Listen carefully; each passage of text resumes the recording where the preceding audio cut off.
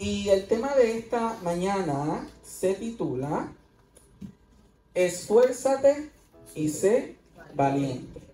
¿Viste? Si yo decirlo en coro, ya sabían por dónde venía. Esfuérzate y ¿qué? Y sé valiente. Y sé valiente. ¿A cuánto les gusta esforzarse y ser valiente? Amén, ok. Y veo que todos hemos venido bien despiertos, ¿verdad? Vamos con energía. Amén. Solamente. ¿Estamos con energía y bien despiertos? Amén. Muy bien, así me gusta. Y es bueno que tengamos los ojos abiertos porque estar despierto y tener los ojos bien alerta quiere decir que podemos ver por dónde caminamos, podemos saber si nos vamos a tropezar o no. Así que es importante tener los ojos abiertos. Pero en esta mañana, además de nuestros ojos físicos, debemos tener abiertos ¿qué otros ojos? Los espirituales. Es importante que en esta mañana, para poder entender el tema de que Dios quiere que nosotros sepamos, tenemos que abrir nuestros ojos espirituales.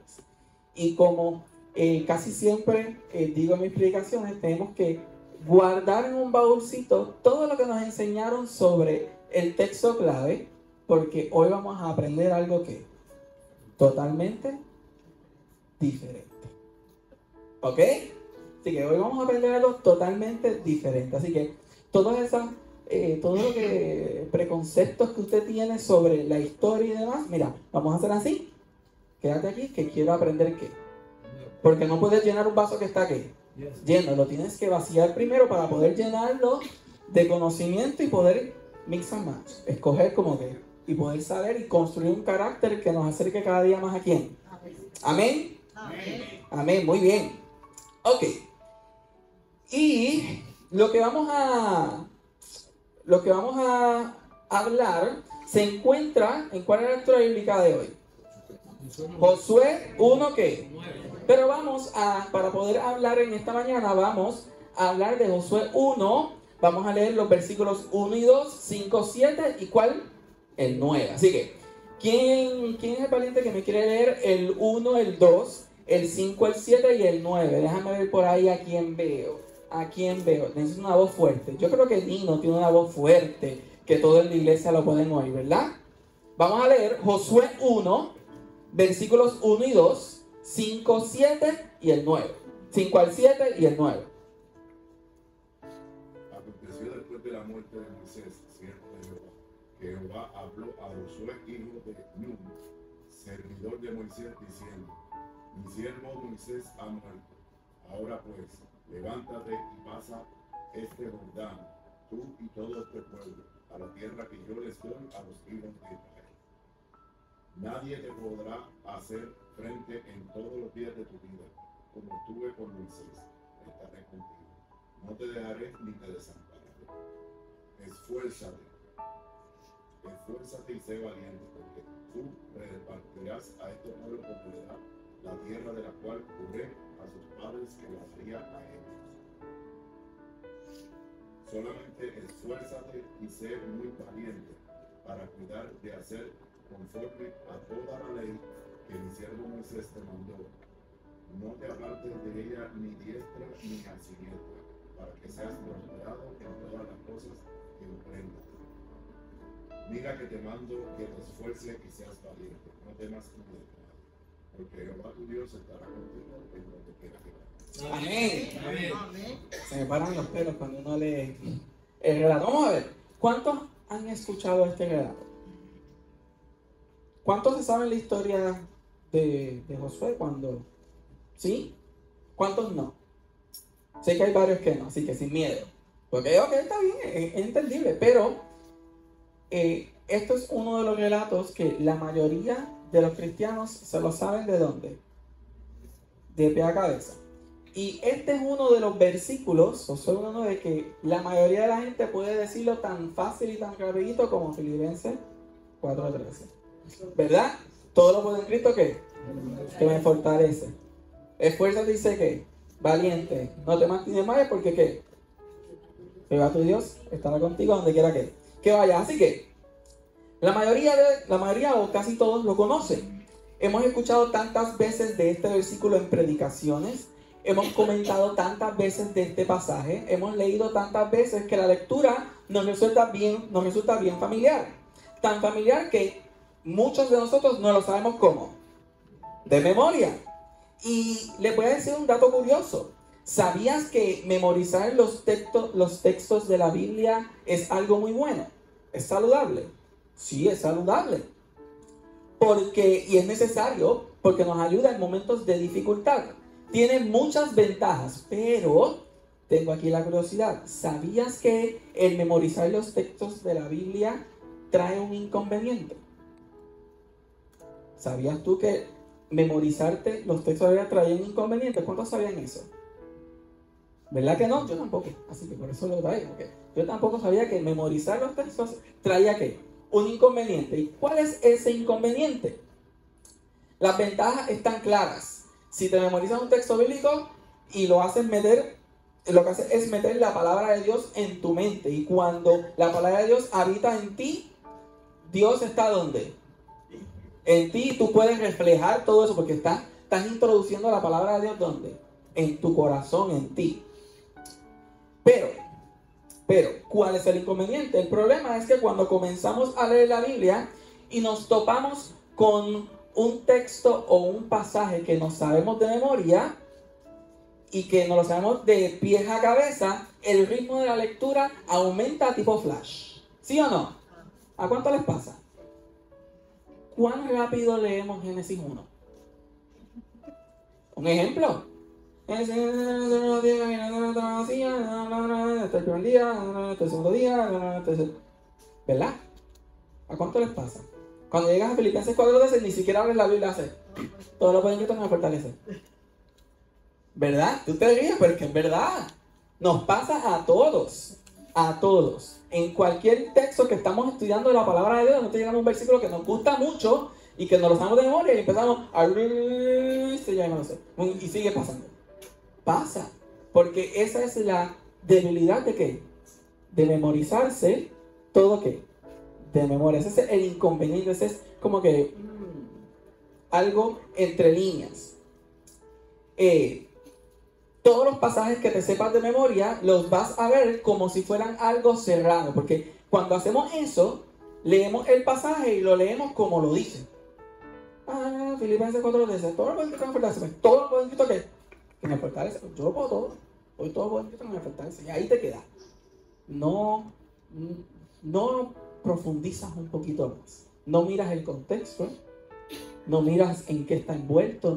No desmiembras cada palabra o cada mensaje que puede encontrarse en cada verso, porque te conformas con lo que estás leyendo y con lo que te sabe. Y ese es el inconveniente de memorizarte. Y digo, memorizarse no es malo, lo que acabamos de decir es muy bueno, pero es importante tener cuidado con ese inconveniente de que a veces pues nos quedamos con lo que nos hemos memorizado. Si fuésemos capaces de analizar con cuidado todos los textos que tú y yo nos sabemos de memoria, descubriríamos dentro de esos textos que hay verdades que nos ayudarán a entender lo que pasa en nuestras vidas y a nuestro alrededor. Así que, si nos dedicamos a escudriñar bien todos esos pasajes, descubriríamos que verdades que nos ayudan ¿a quiénes? A nosotros y a lo que está ¿dónde? A nuestro alrededor. ¿Y qué vamos a hacer en esta mañana? Vamos a coger un pasaje muy conocido por todos y que muchos no sabemos de memoria para descubrir las verdades que tiene para quién, para cada uno de nosotros. Y hoy juntos vamos a ver qué verdades increíbles trae esta historia de Josué cuando toma el liderato después de ¿qué? De que Moisés muere y deja de ser líder del pueblo. Lo primero que debemos hacer es decir que este pasaje que vamos a estar leyendo desde Deuteronomio 34 en adelante nos habla de tres cosas muy importantes. Y el que tenga lápiz y papel y quiera anotar para seguir estudiando después, hágalo, porque se lo recomiendo. Primero, este pasaje nos enseña ¿cuántas cosas? 3. Y la primera es que nos habla sobre un relevo. ¿Qué es un relevo? ¿Alguien ha jugado pisticampo, ha corrido y le dicen el reloj 4x4. ¿Qué quiere decir eso? Cuatro personas van a decir, ¿y que se pasan qué? ¿Qué uno ve? Se pasan qué? Un batón. Por lo tanto, esta historia nos enseña una pasa de qué? De baldo, una batuta. Cuando dicen, bueno, yo te heredo lo que yo sé y para que tú qué? Continúes y tú sigas. Por lo tanto, esta historia lo primero que nos enseña es que existe ¿qué? Un relevo. Lo segundo es que al haber un relevo nos enseña que hay ¿qué? Un sustituto. Nos enseña que hay ¿quién? ¿Cuáles son las dos cosas por ahora? Primero que hay ¿qué?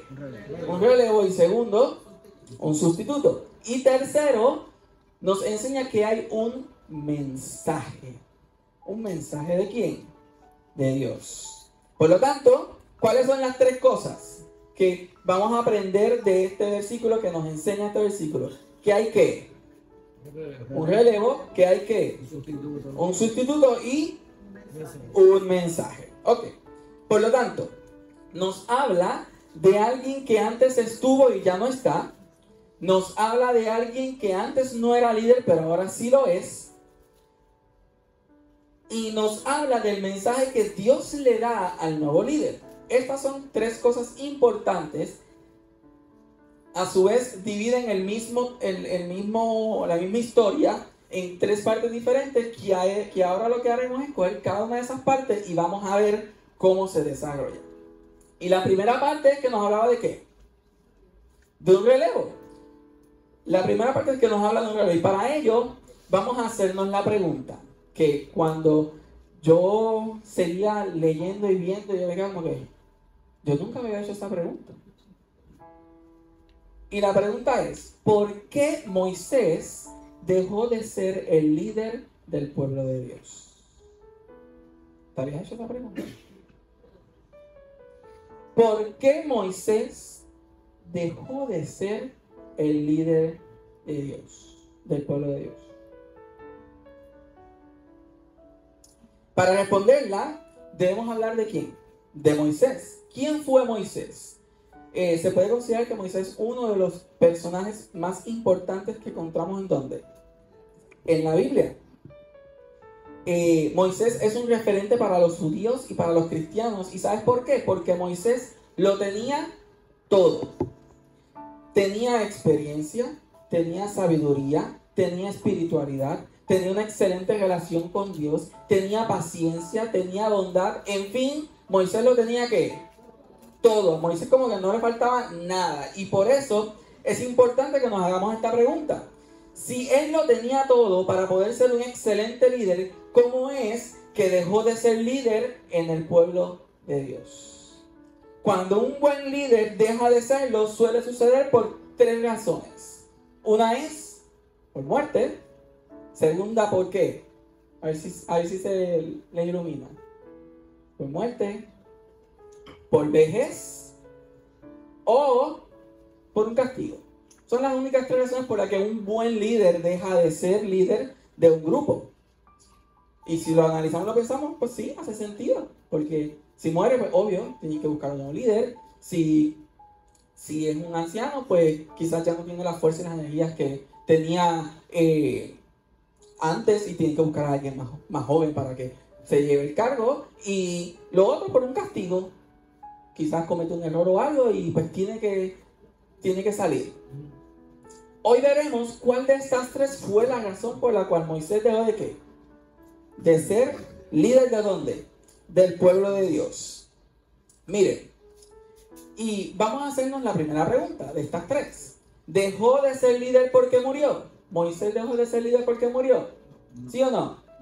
No. ¿Por qué no? La misma palabra de Dios nos dice en Deuteronomio 34:7 que sus ojos nunca se oscurecieron ni perdió su vigor.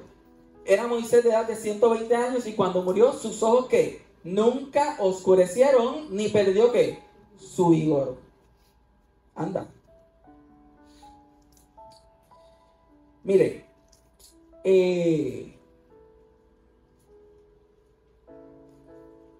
no murió, no dejó de ser líder de que murió porque no estaba, es como que ni viejo, ni enfermo, sino que simplemente su punto terminó y Dios, ¿qué?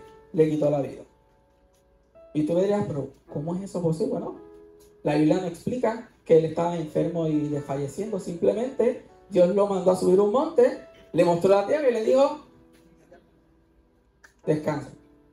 Y murió. Por lo tanto, nos enseña que no murió no dejó de ser líder porque murió. Segundo, murió de vejez. ¿Sí o no?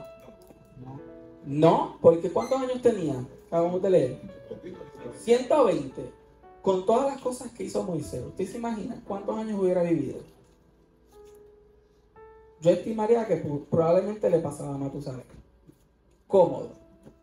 Porque si a la edad de 120 años no había perdido su vigor, ni el brillo en sus ojos, y gozaba y tenía una relación cara a cara con Dios, y tenía todo lo necesario para ser un líder, si Dios lo dejaba, conquistaba a Canaán, no pasaba probablemente nada de lo que quizás pasó. Totalmente la historia sería completamente ¿qué? Diferente. Y en vez de hablar del hombre más viejo que es Matusalén, hablaremos de quién?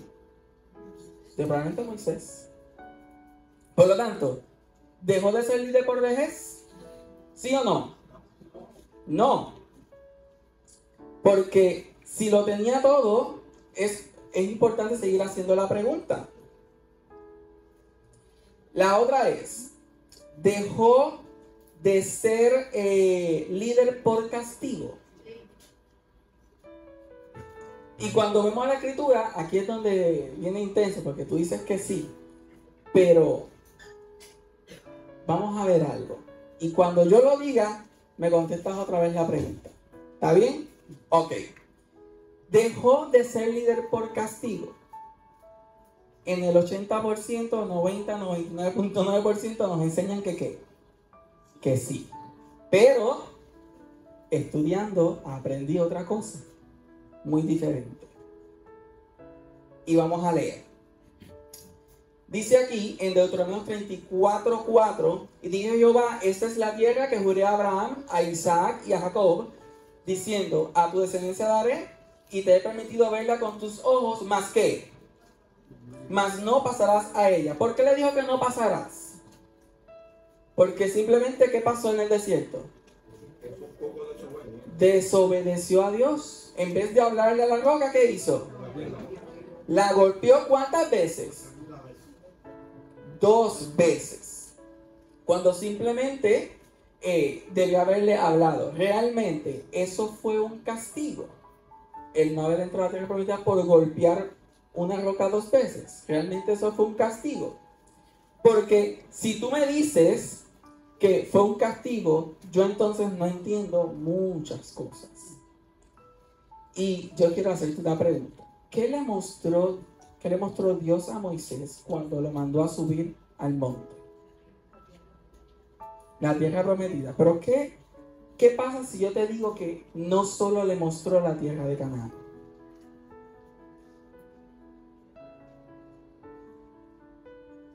¿Cuántos creen que le mostró algo más que Canaán? Porque si vamos al Espíritu de Profecía en Patriarcas y Profetas, las páginas 450 en adelante, vemos lo que Dios le mostró a Moisés. Y uno lo piensa y uno lo lee. Yo tuve que ir a leerlo varias veces para poder entender, y a uno se le paran los pelos. Porque Dios le dio el privilegio que no le ha dado a ningún hombre para poder entender y ver. ¿Y qué ocurrió? Cuando Dios le dice a Moisés, sube a la cima para que veas, Él le mostró la tierra de Canaán tal cual estaba, ¿dónde? En aquel entonces. Pero no paró ahí. En visión, según la hermana White, la sierva del Señor, en Patriarcas y Profetas, nos explica. Le mostró la tierra de Canaán tal cual estaba. Le mostró la conquista de Israel, pueblo por pueblo. Le mostró cuando Canaán ya era ¿de quién? De todo Israel. Le demostró cuando el pueblo se desvió. le mostró el nacimiento de Cristo Jesús. Él pudo ver el nacimiento de Cristo Jesús. Él vio la crucifixión. Él vio a los apóstoles predicando y esparciendo ¿qué? El mensaje ¿a dónde? A todos. Adivinen qué más bien. ¿Él vio qué? Él vio la segunda venida de Cristo. Y si fuera poco, él vio la tierra restaurada. Cuando uno entiende, uno pregunta, ¿realmente fue un castigo lo que Dios le hizo? Si le dejó ver todo eso. Un privilegio.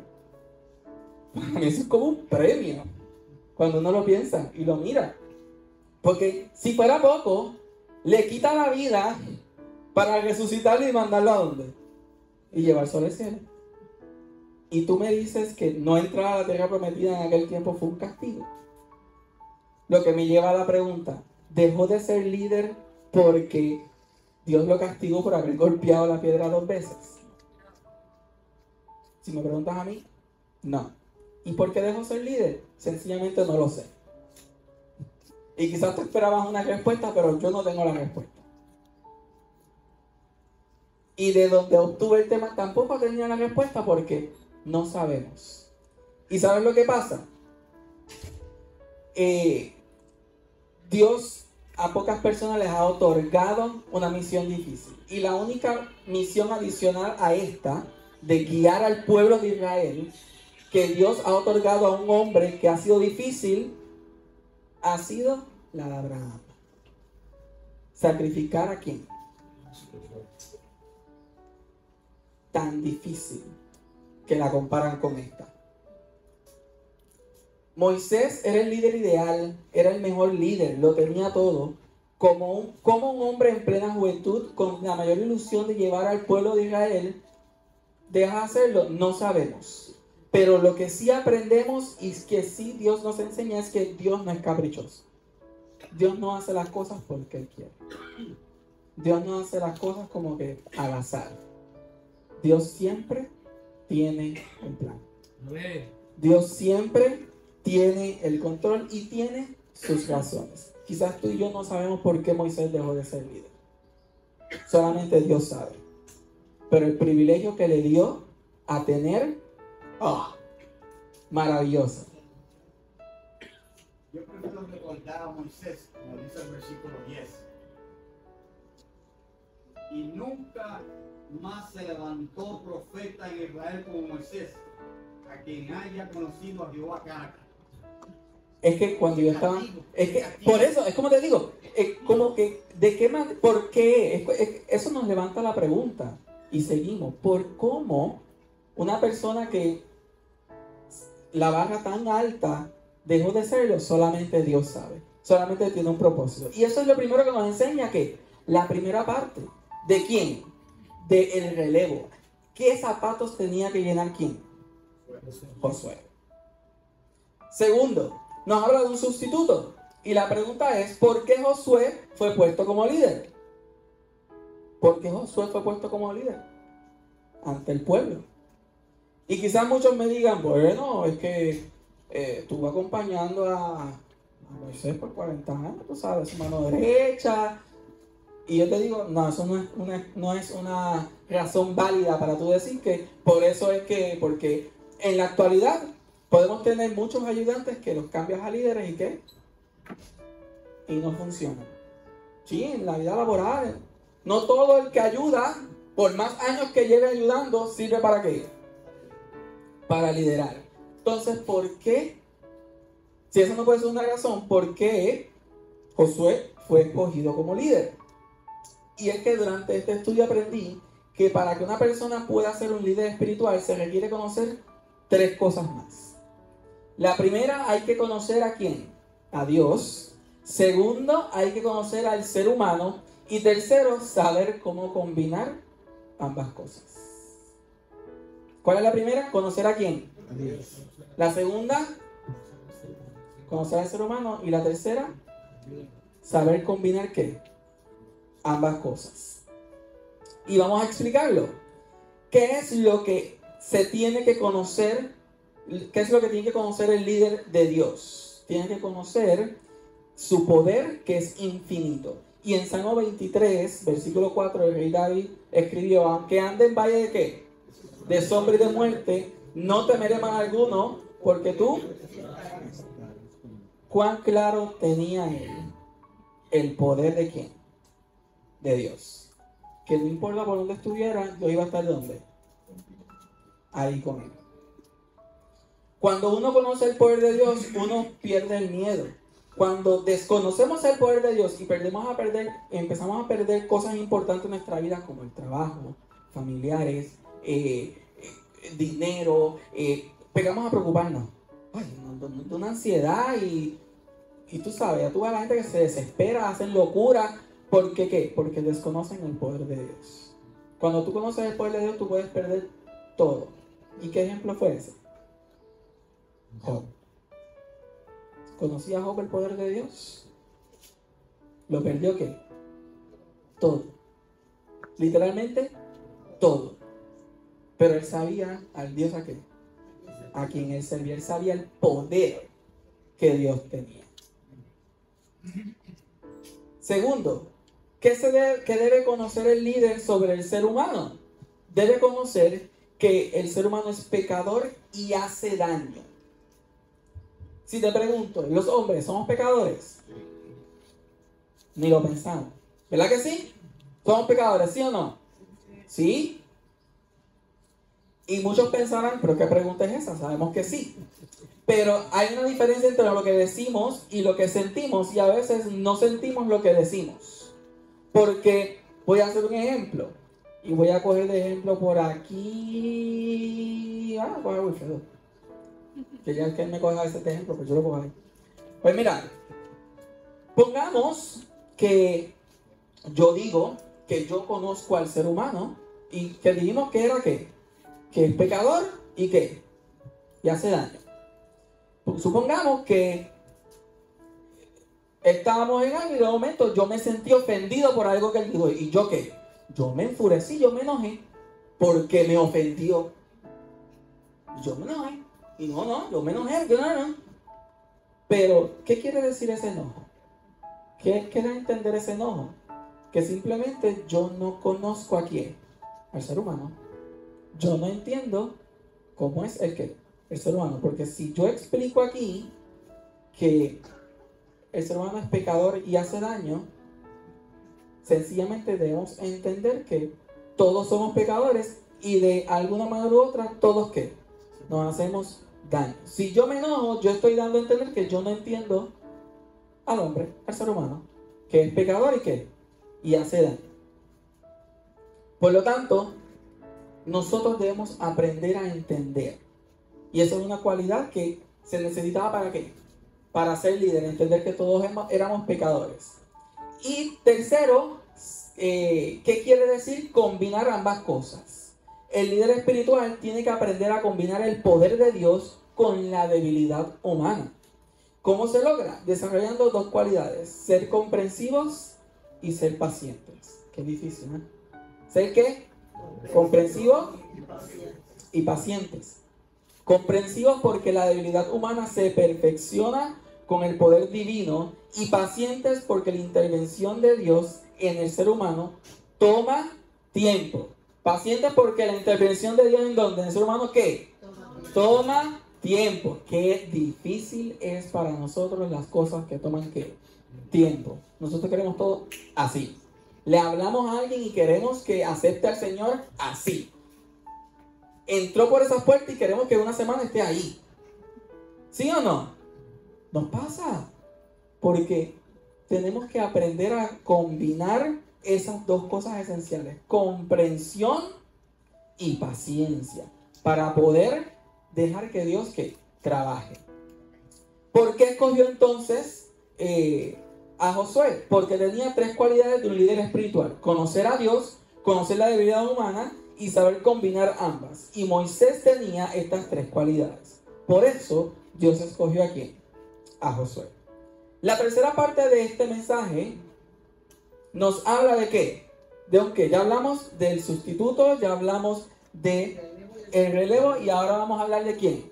Del mensaje. Y la pregunta para esta parte es, ¿por qué Josué recibió el mensaje, este mensaje de parte de Dios? En Josué del 6 al 9. ¿Cómo interpretamos esto de esfuérzate y sé valiente? ¿Cómo lo interpretamos? Muchos de nosotros lo interpretamos y lo definimos como quizás yo y la mayoría lo define, que es que tener fuerza y ser valiente y seguir para adelante, confiar en Dios, no dudar, ¿verdad? O sea, todas esas definiciones. Pero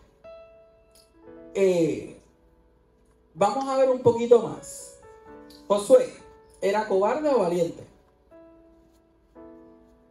Josué, ¿era cobarde o valiente? No los oigo.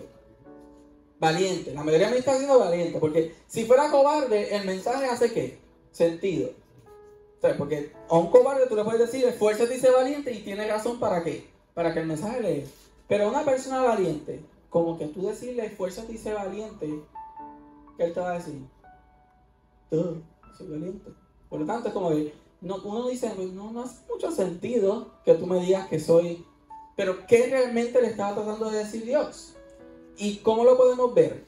Cuando fueron a explorar la tierra de Canaán, los 12 espías, 10 de ellos llegaron, la tierra es hermosa y qué sé yo, pero mira, eso está duro, pues soy gigante, eso no hay quien lo coja. ¿Y qué pasó con Josué y Caleb? Lo hay, pero ¿sabes qué? Nuestro Dios es más grande, nos lo vamos a comer, como decimos aquí a los buen puertorriqueños, nos lo vamos a comer vivo. Allí puede haber todo lo que tú quieras, pero con Dios no nos vamos a comer vivo. Así va. Sí, imagínate, ¿era valiente o era cobarde? Era valiente, porque mientras 10 valientes se atemorizaron por lo que había, ¿el qué? Su informe era muy opuesto al que los demás. En este texto, del 6 al 9, vemos dos cosas, una progresión y un énfasis. Vemos que Dios le va dando el mensaje de poquito en poquito y de una manera distinta. Primero le dice, esfuérzate y sé que valiente. En el 8 le dice, solamente esfuérzate y sé muy valiente. Mira cómo cambió. Y en el 9, mira que te mando que te esfuerces y que seas valiente. Una progresión y un énfasis en que mira que te estoy diciendo que seas que esfuérzate y seas valiente. Y aquí viene la parte curiosa, cuando el ángel de Jehová se le presentó a Josué para poder explicarle el plan de cómo iban a conquistar la tierra, sí le dice, quítate las sandalias, que es el lugar santo, igualito a Moisés, similar a Moisés, y habla. No dice cuánto tiempo estuvo, pero le explica. Y aquí es donde viene el juego, el porqué del mensaje. Cuando Josué manda a reunir al pueblo para poder explicarle lo que Dios le dijo, lo primero que le dijo fueron 4 cosas. Mañana comienza la guerra. Ya ustedes saben cómo está el pueblo. Al fin, estamos ahí. En segundo lugar, vamos a comenzar por Jericó, que está aquí a la vuelta de la esquina. Perfecto, ya estamos listos. Ya yo me imagino a los soldados buscando cosas y ahí estamos pompeados. Jericó está ahí al ladito, son un mamey. Tercero, aquí es donde empieza la cosita. Para esta guerra debemos ir alineados. Y ellos, ok, alineados. Somos soldados, vamos a alinearnos. Eso no es problema. Al frente, unos poquitos soldados. Ahí yo me imagino las caras de los soldados como que, ¿unos qué? Al frente, unos poquitos soldados. Luego, vamos a poner a 7 sacerdotes con el sofá, que eso era como la trompeta de antes. Vamos a poner los 7 sacerdotes y después viene el arca del pacto. Ya imagino las caras de los soldados. Y después del arca del pacto, el resto del ejército. Y así nos vamos a organizar. Soldados que estaban acostumbrados a ir con escudo, ahí listos. Me imagino que se empezaron a preguntar, ¿qué hacen los sacerdotes en la batalla? ¿Qué sentido hace? ¿Y qué hace el arca del pacto en medio de la guerra? Esto es como tú mandar a algo que está totalmente opuesto a una guerra y lo mandas en el medio. Y si se queda ahí, les dice la estrategia como cuarto punto. Mañana saldremos de madrugada, o sea, de bien mañanita, oscurita. Nadie pronunciará nada. Para el colmo, nadie va a hacer ruido. Solo se oirán las trompetas de los sacerdotes y vamos a dar, mira, una vueltita sin hacer ruido. Solamente, ¿por dónde? ¿Alrededor de qué? De los muros de Jericó. Y ya yo me imagino la cara de los soldados diciendo, ¿qué es esto? A los boricuas. Tú ya dices, ¿qué es esto? ¿Tú estás seguro que eso lo vamos a hacer? Y para cómo le dice, y cuando terminemos, nos vamos para el campamento y mañana regresamos a qué? A hacer exactamente qué? Lo mismo. ¿Así por cuántos días? Bueno, por 6 días lo mismo. El séptimo día les dice, vamos a hacer lo mismo el séptimo día, pero lo vamos a hacer ¿cuántas veces? 7 veces. Y a la última vuelta, cuando los sacerdotes hagan un corto silencio y vuelvan a sonar esas trompetas, esos cuernos bien fuertes, todo el ejército va a ¿qué? A gritar con toda su fuerza. Entonces los muros van a caer y Jericó va a ser ¿qué? Nuestra. Con ese mensaje los manda ¿a dónde? Vamos a dormir que mañana empezamos la guerra. ¿Cómo ustedes creen que se fueron esos soldados para sus casetas? No sé tú, pero yo me hubiera ido en aquel momento. Esto está al garete. Yo no sé cómo esto va a funcionar. Pero, porque conociendo cómo era el pueblo de Israel, yo me imagino que ellos llegaron, ellos estaban dudando. ¿Y qué pasa? Me imagino que cuando uno piensa mucho, llega un punto en que no es muy bueno pensar demasiado las cosas, porque las cosas buenas comienzan a tergiversarse a cosas negativas. Y ahí es donde el enemigo ¿qué? Comienza a atacar. Ahí es donde el enemigo siembra la duda. ¿Y tú estás seguro que eso es lo correcto? Yo no sé tú, pero yo no me presentaré mañana. ¿Ves? Así empieza a trabajar el enemigo probablemente. Las dudas, las incertidumbres. Y las dudas generan incertidumbre y la incertidumbre genera desconfianza y la desconfianza genera ¿qué? El abandono. ¿No pasa eso mucho en la iglesia? Que dudamos, desconfiamos de Dios y terminamos ¿qué? Abandonando el camino del Señor porque dejamos de confiar en Dios. Luego de todo esto, Josué recibe la visita de los príncipes para preguntarle si estaba bien. Como decirle, ¿tú estás bien? ¿Tú estás seguro que Dios te dijo que eso es lo que hay que hacer? Porque hasta ellos mismos lo dudaban. Pero ¿cuál era el mensaje que Dios le quería dar? Vamos a volver al mensaje. Esfuérzate ¿qué? Y sé valiente. Ese era el mensaje, pero esforzarte y ser valiente ¿para qué? En realidad, ¿qué era lo que Dios le estaba diciendo?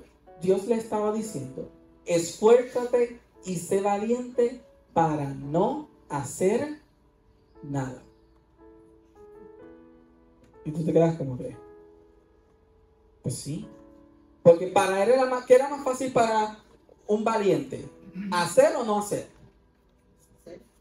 ¿Qué es lo más difícil? ¿Hacer o no hacer para una persona valiente?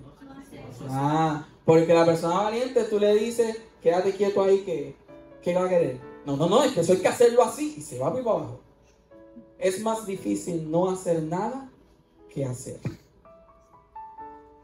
A Josué no le hacía falta ni fuerza ni valentía para luchar, pero sí para no hacer nada. Sí le hacía fuerza, sí le faltaba para poder callar, aguantar y confiar en Dios. Lo que Dios nos quiere decir a través de este mensaje es que debemos esforzarnos para no hacer lo que tú y yo creemos que debe hacerse.